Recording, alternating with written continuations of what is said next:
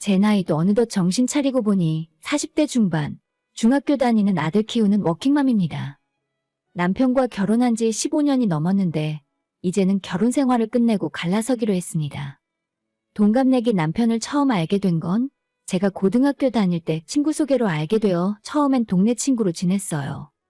서로 집안이 조금 엄한 편이라 대학 들어가야 연애를 할 수 있었기 때문에 그때는 공부만 열심히 했었고 나중에 20살 넘어서 저는 대학 가고 남편은 대학 떨어지더니 재수도 못하고 바로 군대에 가게 되더라고요.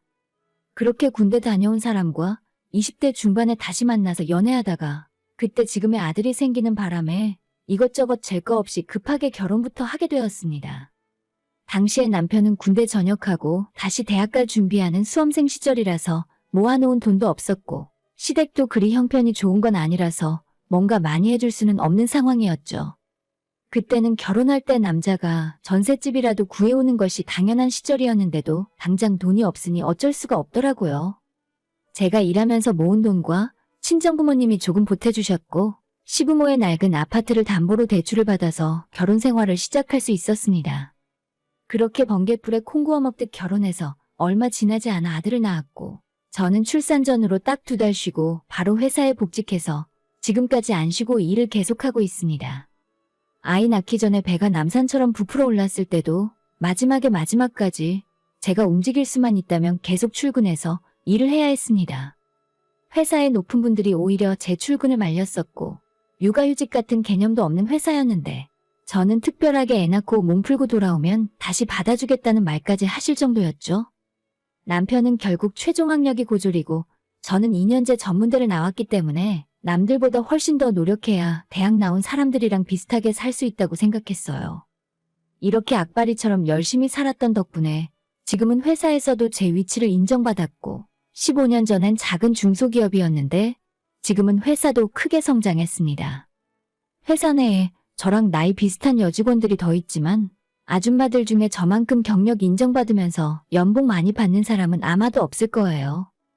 결혼이 결정되자마자 남편도 바로 취직해서 생산직 현장 일을 지금까지 하고 있지만 남자인데도 불구하고 제가 남편보다 연봉이 조금 더 높습니다. 저희 결혼하고 지금까지 매달 한 번도 빼놓지 않고 시댁에 용돈 보내드리면서 살았어요.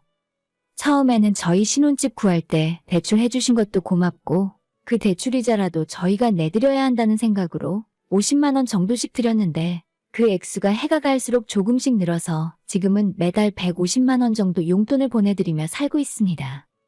시부모는 이제 연세도 많이 먹으시고 아버님, 어머님 둘 다 은퇴하셨기 때문에 전적으로 모든 생활을 저희에게 많이 의존하시는 중이에요. 은퇴했으면 연금이나 받고 저희가 드리는 용돈으로 소소하게 사시면 좋았을 텐데 아버님은 1년에 한 번씩 정기적으로 큰 사고를 치시고 어머님께서는 3년 전에 암 수술하고 지금도 중간중간 병원 다니면서 건강을 체크하셔야만 합니다. 남편 월급에서 시부모 생활비 150만 원 빼고 남편 본인 용돈 50만 원 빼고 나면 월급에서 남은 돈이 100만 원도 채 안 되더라고요. 그나마도 최근 몇 년 전에 용돈을 50만 원으로 올렸던 거지 그전에는 한 달 용돈 30만 원으로 살았던 남편이에요. 그 돈으로 회사에서 일하다가 자판기 커피도 한 잔씩 마시고 가끔 친구 만나서 소주 한 잔도 하고 큰 불평불만 없이 잘 참아가면서 살았습니다. 시부모 때문에 매달 큰 돈이 들어가는 걸 잘 알았기 때문에 솔직히 얘기해서 항상 집안에서 기죽어 있고 불쌍하게 지낸 남편이었어요. 결혼할 때 저희 친정에서 애 낳는데 차 없으면 생활이 너무 불편하다면서 중고차를 한 대 사주셨어요. 아이가 어렸을 때는 어쩔 수 없이 제가 차를 끌고 다녔었는데 나중에는 남자가 차 한 대 없으면 안 될 것 같아서 그 차를 남편 보고 끌고 다니라고 주었습니다. 하지만 남편 스스로 차 타고 다닐 일도 별로 없다 하고 자기 용돈으로는 차량 유지비가 감당도 안 되니까 그냥 다시 저한테 반납하더라고요. 저도 평소에는 회사 통근버스를 이용하고 가까운 곳은 대부분 걸어서 다니니까 집에 있는 차를 쓰는 일이 거의 없었습니다. 다시 중고로 1,000만 원 받고 팔았었는데 그로부터 한 달 뒤에 시아버지가 카드빚 좀 갚아달라며 남편 붙들고 펑펑 우는 바람에 그 돈으로 시아버지 카드값 갚아주고 지금까지 저희는 차 없이 살았어요. 시댁에는 매달 150만 원씩 꼬박꼬박 생활비 보내드리지. 시아버지라는 사람은 밖에서 헛짓거리하고 다니면서 비폭탄 만들어서 갚아달라고 부탁하지. 진짜 시부모 때문에 하루라도 마음 편하게 다리 뻗고 잠든 적이 없었던 것 같아요.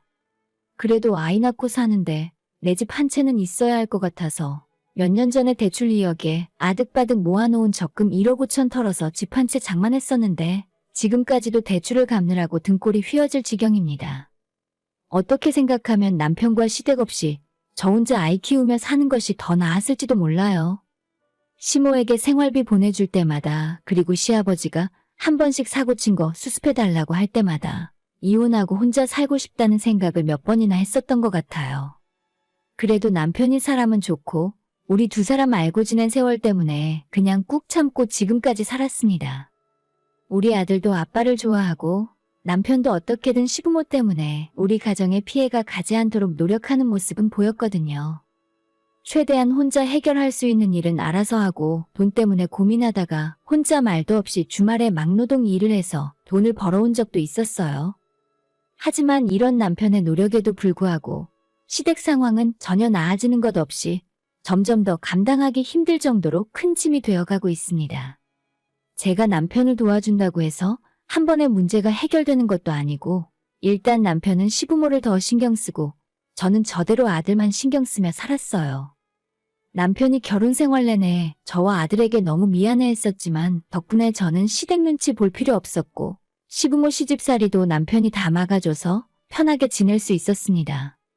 하지만 아들이 초등학교 다닐 때까지는 저렇게 역할 분담해서 사는 일이 나쁘지 않았었는데 이제 중학교 올라가고 나서부터 상황이 좀 달라지더라고요.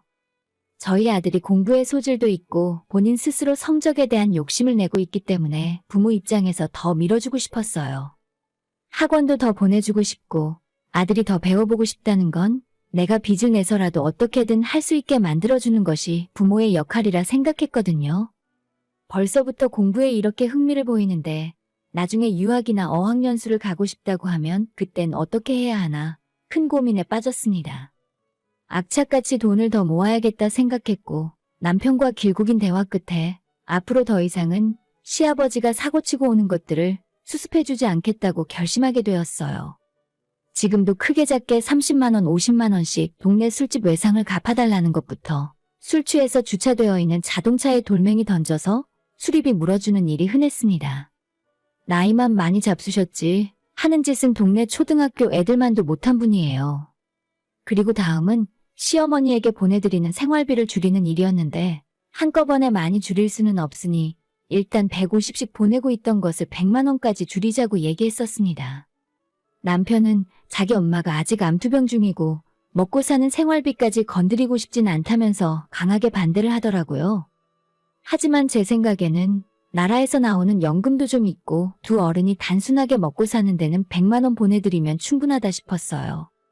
지금까지 제가 많이 양보하면서 살았는데 이제 내후년이면 우리 아들도 고등학교 올라가고 당장 돈 들어갈 일 투성이니까 시부모에게 매달 고정으로 들어가는 돈이 너무 아깝게 느껴졌습니다.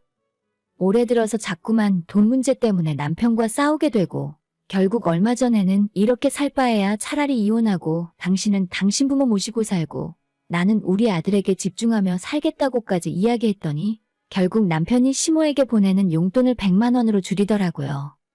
사실 이렇게까지 해도 남편이 얼마나 효자인 사람인지 알기 때문에 어떻게든 돈을 만들어서 도와줄 사람이라고 생각했습니다.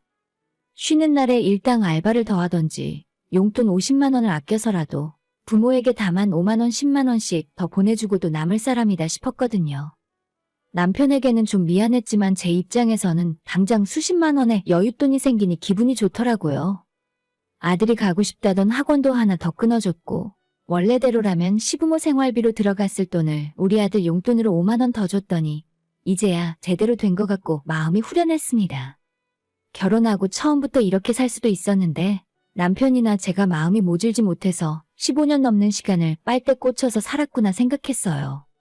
하루는 퇴근하고 집에 돌아왔는데 남편이 혼자 식탁에서 소주를 마시고 있더라고요. 여보, 안주로 뭐라도 먹어야지. 왜 속버리게 깡소주를 마시고 있어? 남편에게 물었더니 시어머니가 생활비가 부족해서 주말마다 식당 주방에서 설거지 아르바이트를 시작했다고 하는 겁니다. 자기 엄마가 너무 불쌍하다며 마음 아파하길래 제가 그 모습 보고 남편에게 나는 당신이랑 결혼해서 오늘날까지 쉬지도 못하고 돈 벌면서 살았어. 내 앞에서 당신 엄마가 불쌍하단 소리는 하지도 마. 라고 경고했습니다. 시모는 평생 전업주부로 살던 사람이고 저는 지금까지 제가 번 돈으로 우리 세 식구 먹고 살고 아들 키우면서 살았거든요. 남편 버는 돈은 죄다 시댁에 가져다 주면서도 별일 없이 버틸 수 있었던 건 제가 쉬지 않고 일을 했기 때문이라고 저는 생각해요. 시모가 억지로 떠밀리다시피 일을 시작했는데 겨우 2주 만에 허리가 아프다며 한밤중에 119 불러서 병원으로 실려가셨고 자다가 그 연락받은 남편이 눈물까지 흘리며 한달음에 병원으로 달려가더라고요. 제가 나중에 확인했을 때는 그렇게까지 심한 상황도 아니었고 디스크가 터졌거나 허리를 삐끗한 것도 아니라 단순 근육통이나 마찬가지였기 때문에 며칠 집에서 쉬고 다시 일하러 나가실 수도 있는 상황이었어요. 그렇게 따지면 저희 친정아빠도 평생 힘들게 일하셔서 디스크 수술 받으신 적도 있고 친정엄마도 무릎이랑 허리는 고질병으로 달고 사십니다. 저 나이 때 어른들은 몸에 한두 곳쯤 안 아프신 분이 어디 있겠어요? 남편이 너무 슬퍼하고 자기가 불효자라며 자책하는 모습을 보고 원래 어른들은 다들 그렇게 산다고 너무 당신 엄마한테 약한 마음 먹지 말라고 얘기했었는데 결국 그것 때문에 남편이랑 또 한 번 크게 다투는 계기가 되었습니다. 제가 하는 말이 조금 기분 나쁠 수 있긴 해도 틀린 말은 하나 없거든요.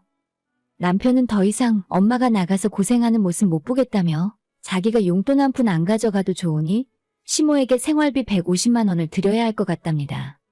그런 바보 같은 모습 때문에 짜증은 났지만 그렇다고 어떻게 남편 한 달 용돈을 아예 안 줄 수 있겠어요? 남편이 시어머니한테 150 주겠다고 선언했지만 그때도 용돈은 전혀 줄이지 않고 똑같이 50만 원씩 남편에게 주었습니다. 그러던 어느 날 저희 아들이 감기 때문에 학교에 가지 못한 적이 있었어요. 전날 새벽부터 열이 펄펄 끓어서 도저히 무리를 시킬 순 없다 생각했고 저도 모처럼 회사에 월차를 내고 아들을 간호하며 옆에 같이 있어줬어요. 열이 많이 나고 식욕도 없다고 해서 죽을 조금 끓여서 먹였는데 저녁 때가 되니 열이 내리고 배가 고프다며 치킨 먹고 싶다 하더라고요. 배달을 시킬까 하다가 치킨 배달비가 3,000원, 4,000원씩 하는 게 아까워서 퇴근하고 있는 남편에게 전화를 걸었습니다. 당신 지금 퇴근하고 집에 오고 있지? 우리 민준이 감기 다 나았다네. 이젠 배도 고프고 치킨이 먹고 싶다 하더라. 민준이 좋아하는 치킨 뭔지 알지? 아파트 오는 길에 있는 그 프랜차이즈 가게. 거기에서 당신이 치킨 한 마리만 포장해서 와. 치킨 값은 내가 현금으로 줄게. 그렇게 남편에게 치킨 심부름을 시켜놓고 저와 아들은 저녁 먹을 준비를 하고 남편과 치킨을 기다리고 있었습니다. 저희 아들이 가장 좋아하고 잘 먹는 치킨이 있었는데 당연히 저희는 남편이 그걸 사올 거라 생각했었거든요. 하지만 30분 뒤에 도착한 남편의 손에는 치킨 박스가 아니라 까만 비닐봉투가 들려 있었고 아들이 좋아하는 맛있게 튀긴 치킨이 아니라 길거리 트럭에서 파는 전기구이 통닭 한 마리가 들어있더라고요. 대체 이게 무슨 영문인지 몰라서 남편에게 왜 이걸 사왔냐고 물었더니 튀긴 건 몸에 안 좋다면서 이게 더 맛있다고 대답을 횡설수설 이상하게 하는 겁니다. 당연히 아들은 실망한 표정으로 바뀌었고 저는 일단 아픈 아들이 먹고 싶어하는 건 먹여줘야겠다 생각해서 좋아하는 메뉴를 배달시켜서 먹였어요. 그날 저녁에 남편을 붙들고 왜 저런 걸 사왔냐고 다시 물었더니 남편이 가지고 있는 현금이 10,000원밖에 없었답니다. 남편 월급 받고 용돈 준 지가 겨우 일주일도 안 되었을 때였는데 그 돈 다 어디 갔냐고 물었더니 역시나 시댁으로 보냈다네요. 진짜 그 얘기 듣는 순간 맥이 탁 풀리고 내가 언제까지 이 짓을 하고 살아야 하나 그런 생각이 가장 먼저 들었습니다. 남편이 먼저 시댁 생활비를 다시 150씩 주자고 해서 제가 한번 참아줬잖아요. 용돈까지 50만 원 그대로 다 줬는데 200만 원을 홀랑 시모에게 가져다 줬더라고요. 진짜 더 이상은 못 해먹겠다는 생각이 들고 남편 월급 세금 떼고 나면 300만 원도 채 안 되는데 시댁에 가져다 주고 나면 저한테 돌아오는 돈은 정말 푼돈입니다. 시부모 문제 때문에 스트레스 받고 사는 것도 이젠 지긋지긋하고 더 이상은 이런 상황에서 참고 살지 못하겠다 이야기했어요. 당신이 나이가 40이 넘었는데 아들 치킨 하나 사줄 돈이 없다는 게 말이나 돼? 너가 효자인 것도 알겠고 당신 부모 외면 못하는 성격인 것도 잘 알아. 그러니까 더 이상은 나랑 우리 아들 앞길 방해하지 말고 갈라서서 따로 살자. 저는 저 혼자 벌더라도 아들이랑 둘이 산다면 먹고 사는데 아무 지장 없고, 오히려 저희 친정부모님은 노후 준비가 확실하게 되어 있으니까 저희 집 팔고 친정 들어가서 다 같이 사는 것도 나쁘진 않거든요. 남편에게 당신은 당신 부모 끝까지 챙겨야만 하는 사람이고, 나는 당신 부모가 어떻게 되거나 말거나 내 아들이 세상에서 가장 중요한 사람이니까 우리가 앞으로 계속 살아봤자 서로 감정만 상하고 크게 싸움만 생기지 않겠냐고 물었어요. 우리 아들도 중학생이라 알 건 다 아는 나이니까 이제 그만 이혼하는 것이 낫겠다고 이야기했더니 남편은 한마디도 못하고 제 말을 듣기만 하더라고요. 솔직히 얘기해서 남편이 이 상황에 무슨 할 말이 있겠습니까? 결혼하고 지금까지 15년 동안 제대로 된 월급 한 번 저한테 준 적도 없잖아요. 제가 실질적인 집안의 가장이었고 저 덕분에 세 식구가 지금 생활 유지하면서 살아왔어요. 남편이 어려운 시댁 집안 상황에서 많이 노력했고 저한테 더 큰 부담을 주지 않도록 아끼면서 살아왔다는 것도 잘 알고 있습니다. 취미생활도 없고 친구들 만나서 술자리도 한 달에 한 번 있을까 말까 할 정도로 자제하며 살아왔다는 것도 알아요. 하지만 언제까지 제가 이렇게 맘졸이며 살 수는 없는 거 아니겠어요? 시어머니 건강 상태나 시아버지 사고치는 것 때문에 결혼 생활 내내 언제 터질지 모르는 시한폭탄을 등에 지고 사는 것 같은 기분이었어요. 남편은 끝내 아무런 말이 없었고 다음날 아들에게 아빠 없이 엄마랑 같이 살면 어떻겠냐고 물어봤더니 저희 아들도 눈치가 있는데 집안 돌아가는 상황 정도는 이미 알고 있는 것 같더라고요. 내 생각에 아빠는 할머니, 할아버지랑 같이 사는 게 나을지도 몰라. 아빠가 너무 불쌍하고 힘들어 보여. 라고 이야기하는데 솔직히 그 대답 듣고 마음이 좋진 않았어요. 아들이 허락해준 덕분에 저희는 부부싸움 없이 원만히 협의해서 이혼하게 되었고 남편은 저와 아들을 남겨두고 시댁으로 들어가 살기 시작했습니다.